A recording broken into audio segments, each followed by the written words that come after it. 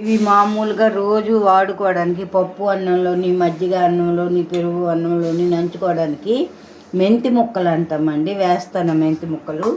ఇదిగోండి వీటికి కావలసిన పదార్థాలు: మిరపకాయలు, మెంతులు, ఇంగువ, ఇవి కలిపేసి వేచియాలండి.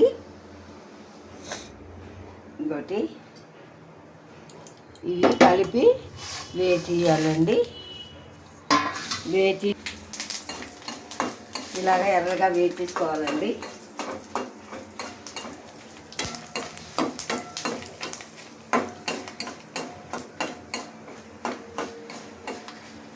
ఇగోటి ఇవి ఎర్రగా వేగిపోయి అందులో ఇగోండి కొంచెము ఇంగువ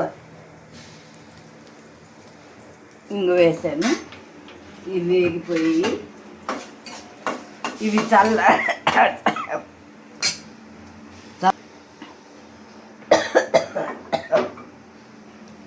చల్లారిన తర్వాత ఇవి పొడి చేసుకోవాలండి.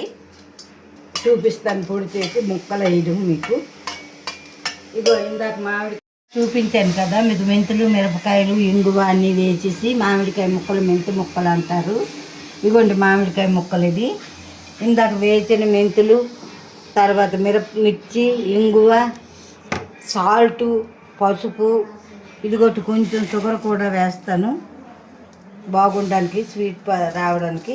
ఇది తర్వాత ఇదిగోండి కొంచెం ఆయిల్ కూడా వేస్తున్నాను. ఆయిల్ కొంచెం మనకు ఎంత కావాల్సిన అంత వేసుకోవచ్చు. ఇది స్పూను. ఇలాగా ఇవన్నీ కలిపేసుకొని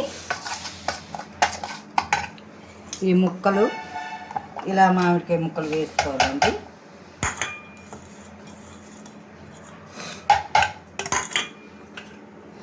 మామిడికాయ ముక్కలు ఇలా వేసుకుంటే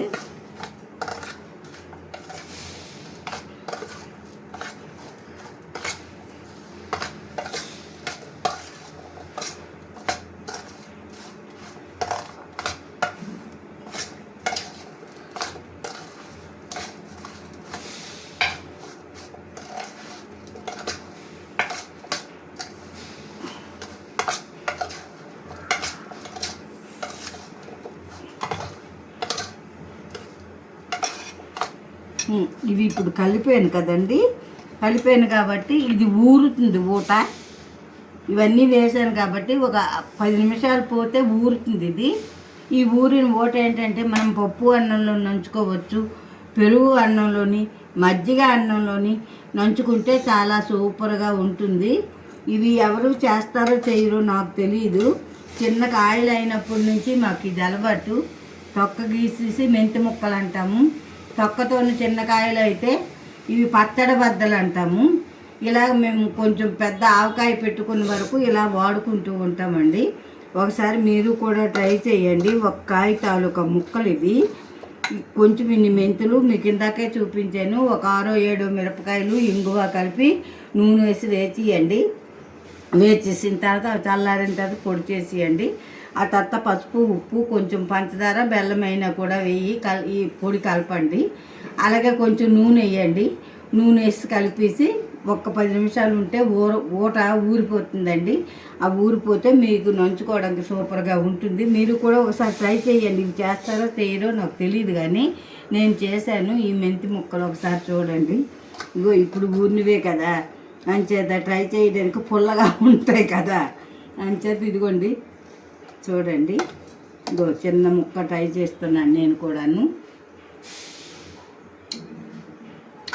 పుల్ల, ఉప్పు, పసుపు, స్వీటు అంతా బాగుంది. ఈ నూనె వేసి ఈ ఓటు కలుపుకున్న సూపర్గా ఉంటుందండి. ఒకసారి ట్రై చేయండి. అలాగే దీనికి కూడా మీరు ఒక లైక్ చేయండి, షేర్ చేయండి, కామెంట్ చేయండి, సబ్స్క్రైబ్ చేయండి. కామెంట్ చేసిన వాళ్ళు తెలుగులో చేయండి. సాయిరామ్, బాయ్ అండి.